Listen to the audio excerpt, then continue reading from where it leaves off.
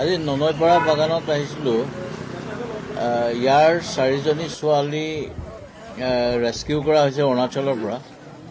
এই ছোৱালী 4জনীক বিক্ৰী কৰি দিয়া হৈছিলে। আজি আৰু 2গৰাকী ছোৱালী আহি আছে, বৰ্তমান ৰাস্তাত আছে। গতিকে 6গৰাকী আজি যোৱা 3 দিনৰ ভিতৰত ইয়াত উদ্ধাৰ কৰা হৈছে। আৰু কেইটামান হটস্পট দেখা গৈছে যে ভূটান বৰ্ডাৰত থকা ওদালগুৰি জিলা, এইটো ট্ৰেডিশ্যনেলি কিন্তু এইটো আছে দেই, এইটো নহয় যে এই কেইদিনতে হৈছে।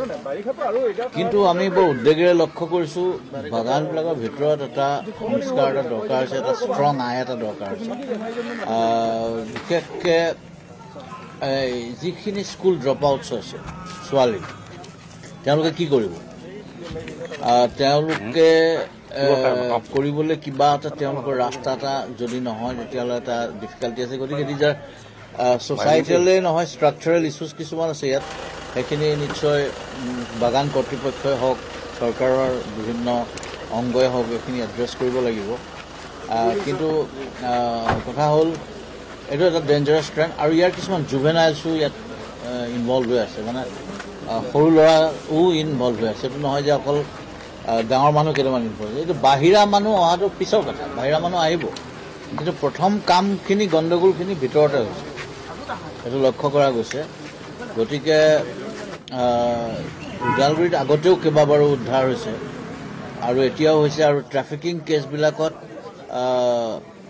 আমি অসম পুলিচে বৰ ষ্ট্ৰং একশ্যন ল'বৰ কাৰণে আমি উদ্যত হৈছোঁ এতিয়া, কাৰণ এইটো ননচেন্স সহ্য কৰা নহ'ব। আৰু মোৰ খবৰৰ মতে বৰ্তমান আমি পাইছোঁ দিল্লী আৰু মুম্বাইতো কিছুমান ছোৱালী ট্ৰেফিক কৰা হৈছে এইবোৰ জেগাৰ পৰা। আৰু মই এতিয়া বাগানৰ ঊৰ্ধ্বতম কৰ্তৃপক্ষৰ লগতে বহিম এতিয়া, আৰু তেওঁলোকক কিছুমান মই ছাজেশ্যন দিম। আৰু বাগানত থকা মানুহখিনি এতিয়া VDP, মহিলা VDPও ইয়াত এটা আছে, প্ৰত্যেকে দায়িত্ব ল'ব লাগিব। এইটো নহয় যে পতা নেহি থা, কেনেকৈ হ'ল নাজানো, এইবিলাক গালে নহ'ব। ইয়াত যিখিনি ইনভলভ কৰ্তৃপক্ষ থাকে সকলোৰে দায়িত্ব পালন হ'ব লাগিব, নহ'লে চবকে দায়ী বুলি আমি বিবেচনা কৰিম। গতিকে আমি আজি এটা ষ্ট্ৰং মেছেজ দিব বিচাৰিছোঁ। আৰু যিকেইটা মানুহে ইতিমধ্যে পলাবলৈ চেষ্টা কৰিছে, সেইকেইটা সোনকালে ইমিডিয়েট ধৰা দিয়ক, নহ'লে বিপদ হ'ব। আৰু এইবোৰ সৰু ছোৱালীৰ লগত ধেমালি কৰাৰ কথা অসম পুলিচে একচেপ্ট নকৰে। আৰু মই দৰঙৰ আৰু ওদালগুৰিৰ ৰাইজলৈ আহ্বান কৰিম, এইবোৰৰ ওপৰত চকু ৰাখক।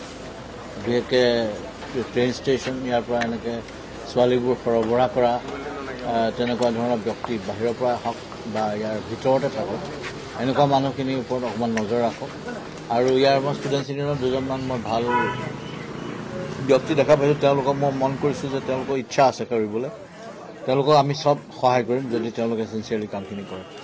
আৰু সংবাদ মাধ্যমকো ধন্যবাদ জনাইছোঁ যে তেওঁলোকেও যথেষ্ট এটা অগ্ৰণী ভূমিকা মই দেখিছোঁ ওদালগুৰি ছাইডৰ ভূমিকা এটা পালন কৰিছে আগতেও, এতিয়াও তেওঁলোকে সেইটো কৰি যাব।